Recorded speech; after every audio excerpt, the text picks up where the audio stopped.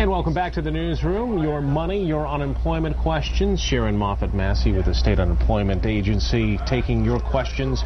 We've got a couple more coming in. Let's get right to it. We'll start with Sandy.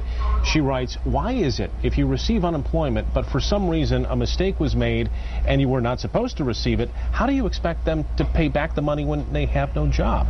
Okay. Well, let's start with that first part of that question, Brian.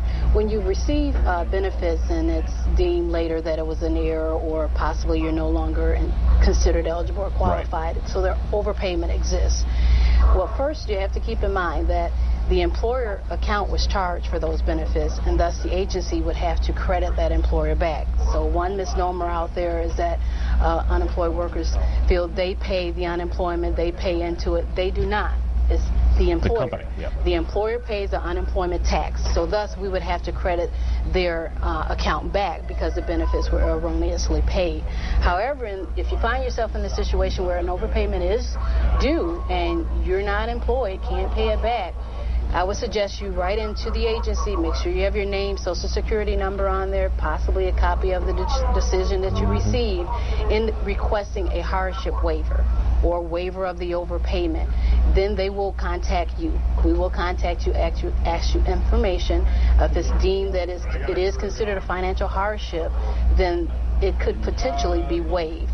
It's on a case-by-case basis, right, but you will have to send in all the information to establish that financial hardship. You're going to have to do the legwork to find out if you're actually deserving of that money. Mary writes here, I am receiving a severance package from my company. I'll get paid weekly until the severance agreement is up. Am I entitled to unemployment after my severance ends? And if yes, do the weeks that I am collecting severance count toward those unemployment benefits? Okay. So that kind of, piggybacks on the previous question.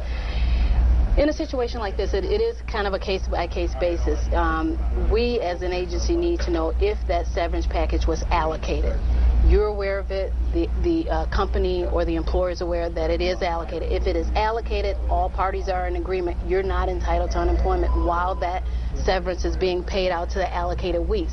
If it's unallocated, it's all paid on 1 week, you're only not entitled to that 1 week it's paid on. All the remaining weeks, you would be entitled to unemployment.